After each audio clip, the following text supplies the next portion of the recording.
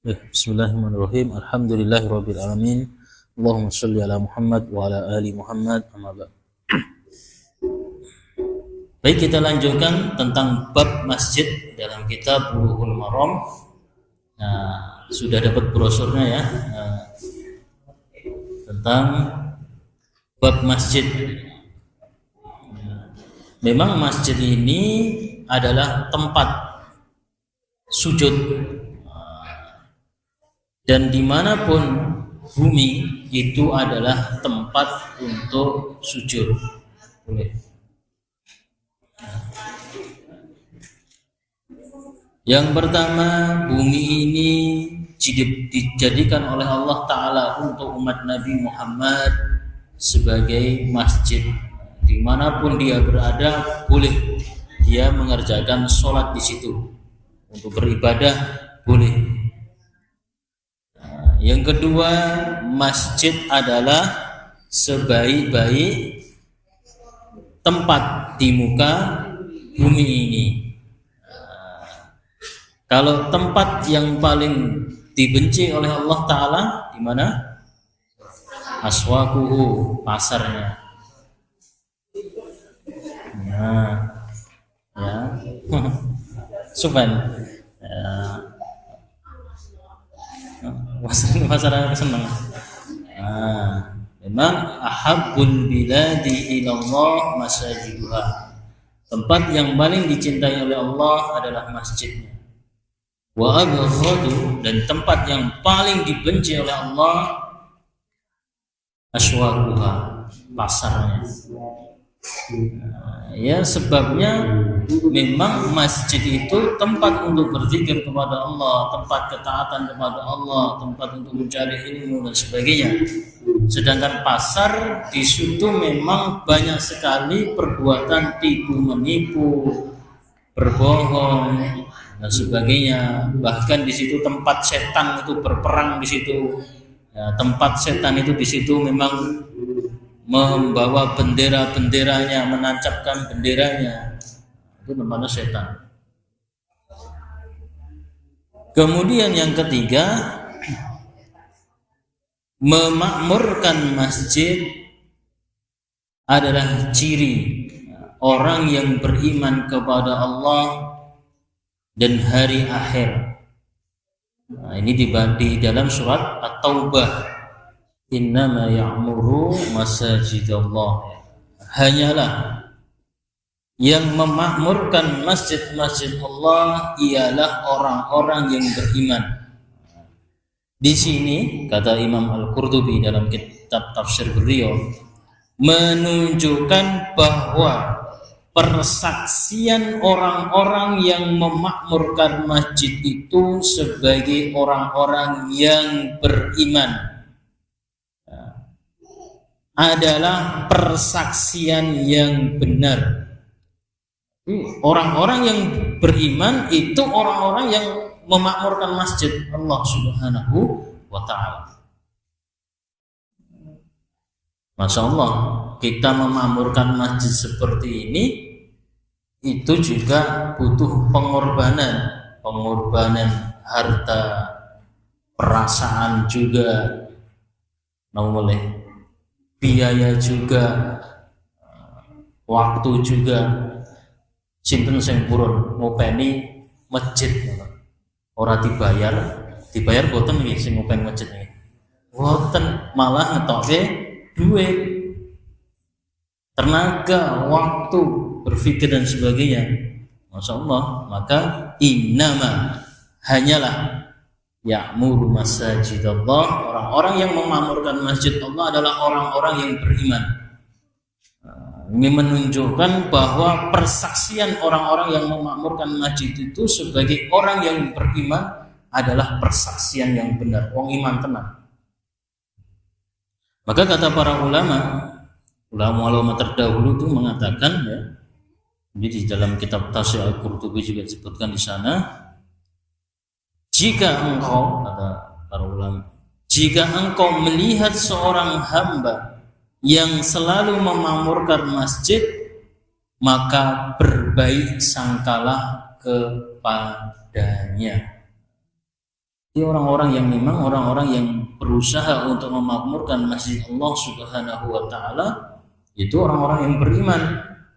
Kita perlu juga berbaik sangka kepada mereka.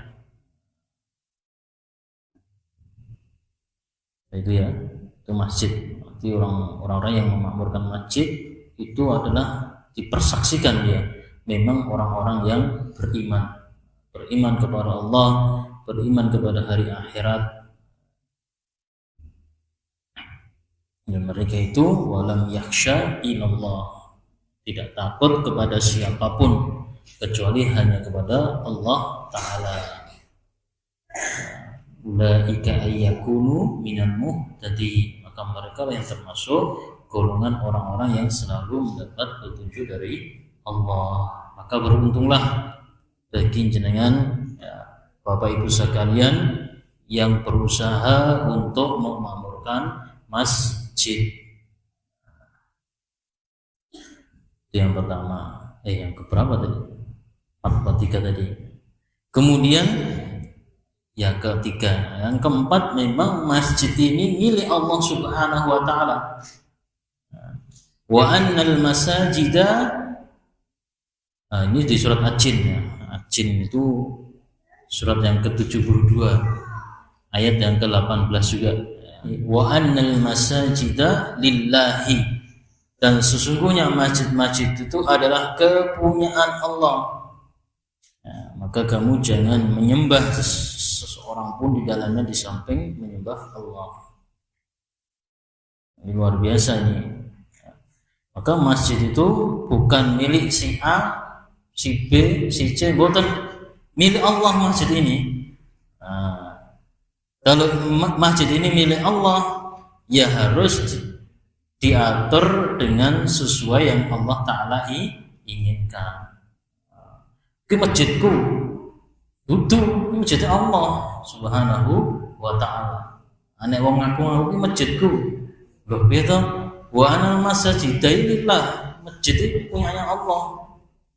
Mosok kamu perbandingan gini, kita punya rumah ya, iki omahe diakoni karo wong, iki omahku, loh piye to iki omahku, mbok akoni omahmu, kira-kira diseneni mboten wong sing ngaku-ngaku omah niku? Lha wis seneni, iki omahku kok mbok aku omah iki piye? Ini rumah Allah, ini cuma milik Allah. Kita tidak boleh mengaku ini masjidku, tidak boleh. Nah, ini masjid Allah Subhanahu wa Ta'ala. Nah, luar biasa bagi orang-orang yang dia itu mendekatkan dirinya itu kepada masjid. Ya. Bahkan kelak itu orang-orang manusia sejak Nabi Adam sampai akhir manusia terakhir itu kan dikumpulkan dalam satu padang mahsyar ya. Sebagaimana Rasulullah SAW menyebutkan, nudhna syamsu yaumal qiyamah minal khalqi hatta takuna minhum kamikdaril mil. Pada hari kiamat matahari itu didekatkan jaraknya terhadap makhluk hingga tinggal sejauh 1 mil. Nah, 1 mil itu 1 jengkal. Nah, ngeten iki matahari. Ora gosong kabeh, Pak. Beda, ya beda. Maka kata Syekh Utsaimin rahimahullah mengatakan, ya memang 1 mil, kata beliau itu 1 mil itu biasanya atau mil itu alat celak, nanti cedak, memang dekat sekali.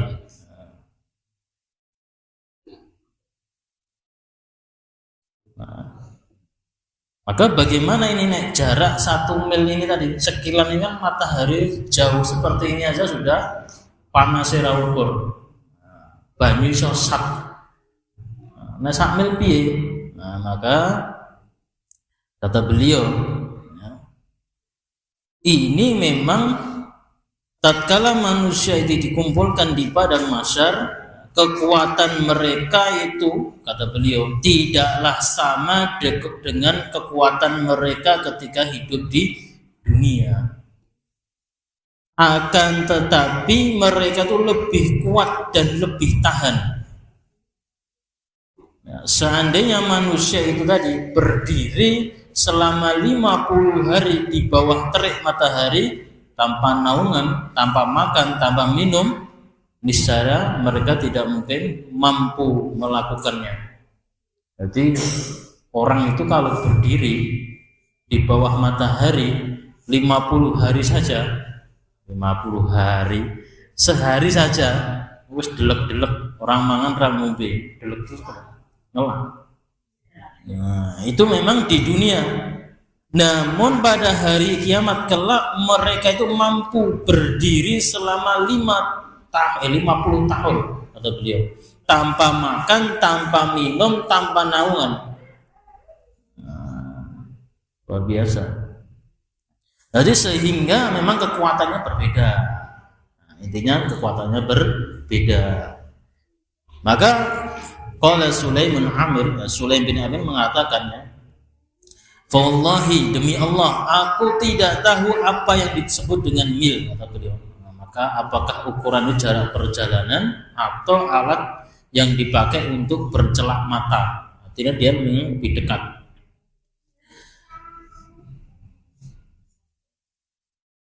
Qala fayakunu an-nasa ala qadri a'malihim fil araqi faminhum man yakunu ila al-ka'bayn. Ketika matahari itu didekatkan oleh Allah Ta'ala 1 mil, maka Nabi Muhammad SAW itu mengatakan sehingga manusia itu tersiksa dengan keringatnya sesuai dengan kadar amalan-amalannya atau sesuai dengan kadar dosa-dosanya. Di antara mereka itu ada yang keringatnya itu sampai kedua mata kakinya. Nanti gembro, biasa nonton ya, keringatnya sampai di mata kaki. Sebagian lagi keringatnya itu sampai lututnya, tenggelam lututnya. Wallahu alam seperti apa. Ada yang sampai pinggangnya, serta ada yang tenggelam sampai dengan keringatnya, kelelepen karo keringatnya. Nah, itu disesuaikan dengan kadar amalannya, dosa-dosanya. Nek dosane sithik niku ya sak mata kaki, nek dosane akeh pinggang, tambah akehne iso kelelep.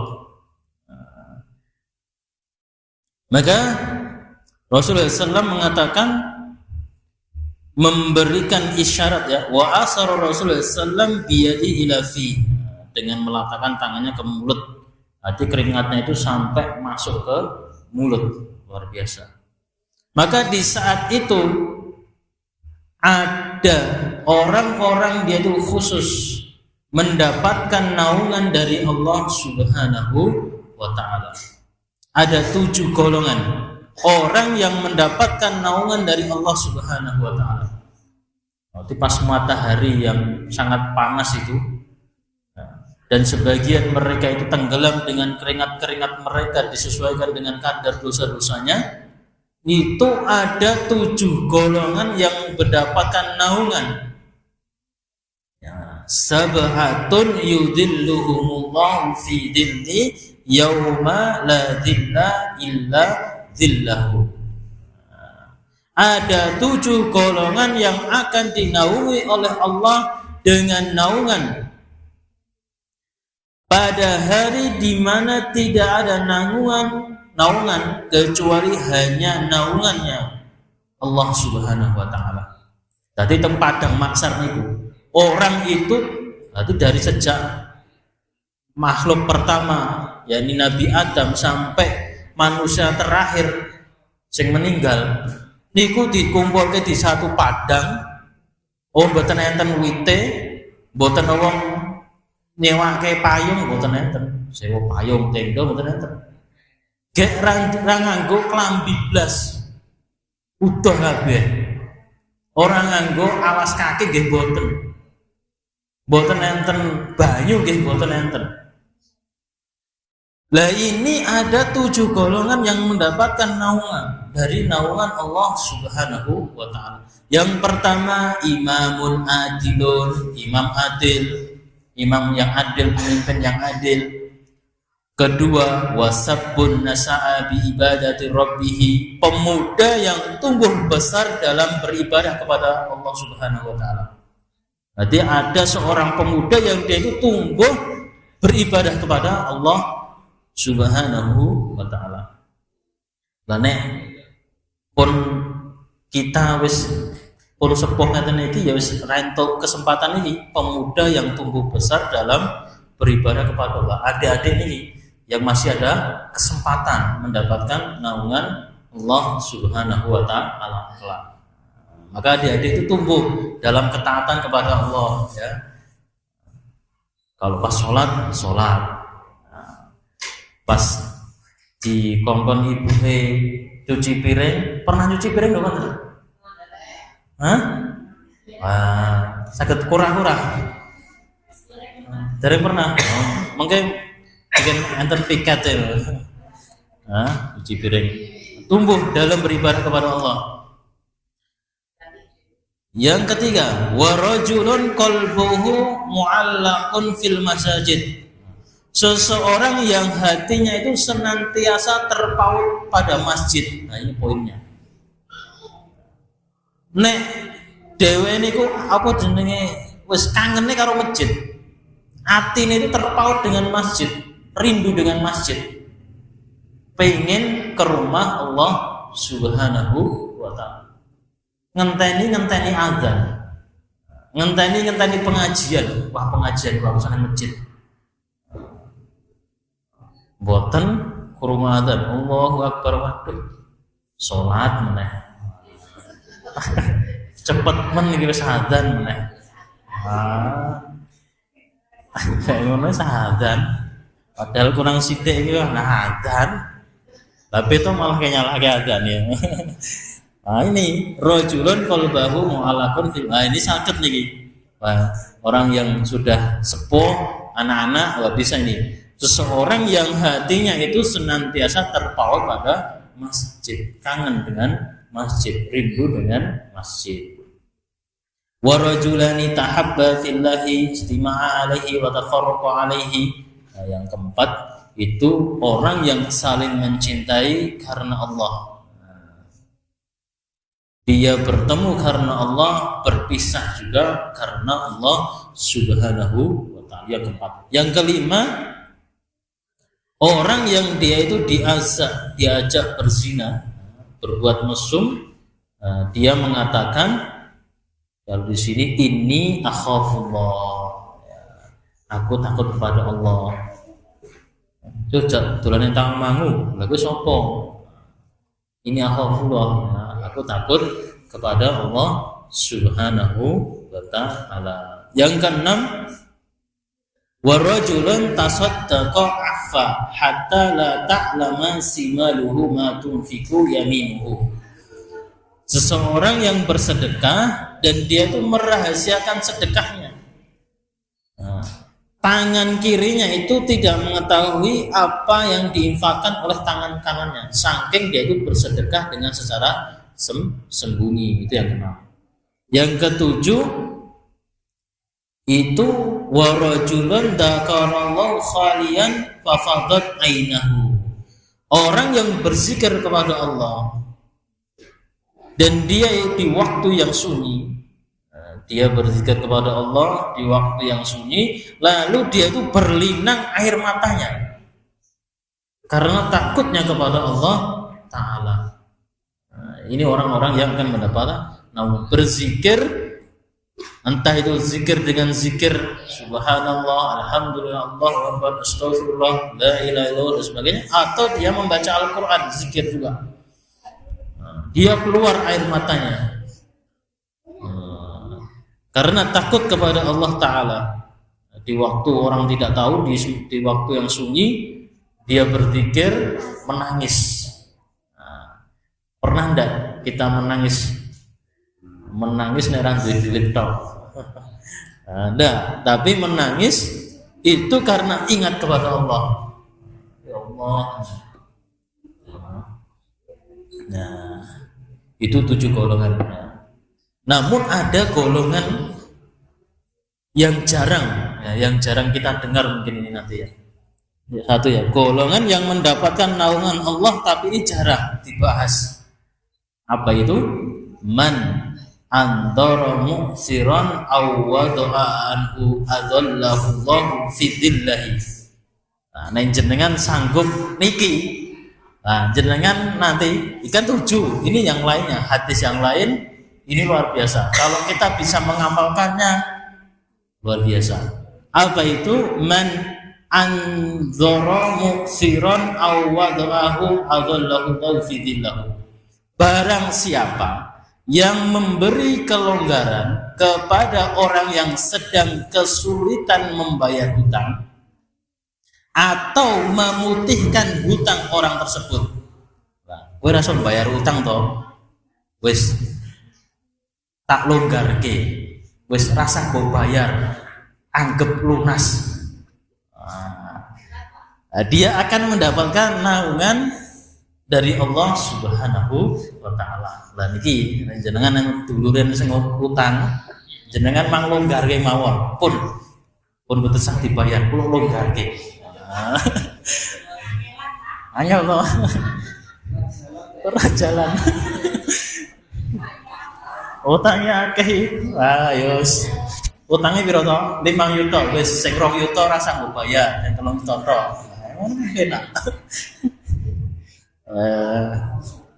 Nah ini memang kan kalau orang yang dia itu punya hutang kepada kita misalnya ya, kita longgarkan kan luar biasa, dia sangat senang sekali.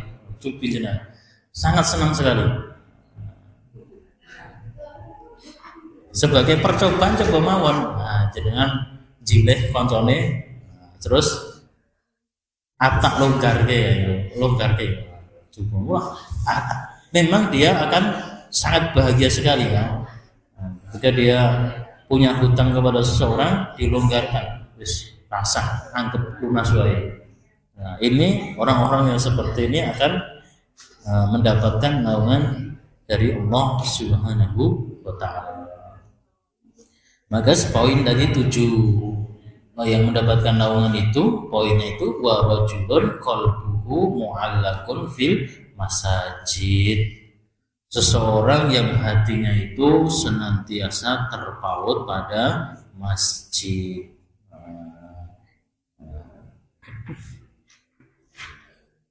Hati rindu dia dengan ke masjid.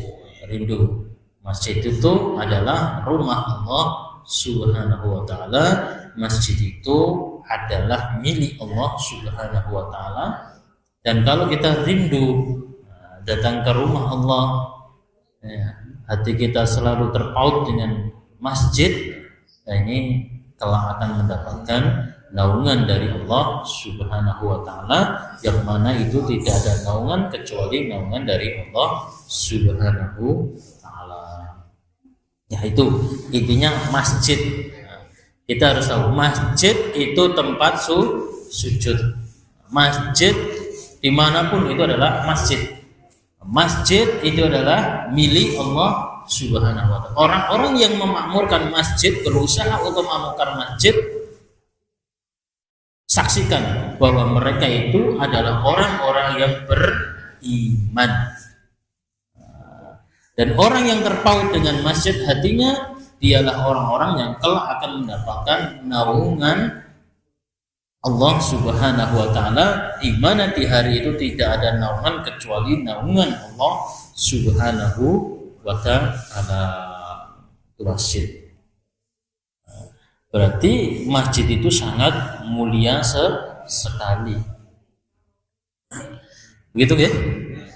Baiklah, mungkin itu saja yang bisa saya sampaikan. Kurang lebihnya saya mohon maaf. Aku qouli hadza astaghfirullah li wa lakum. Assalamualaikum warahmatullahi wabarakatuh.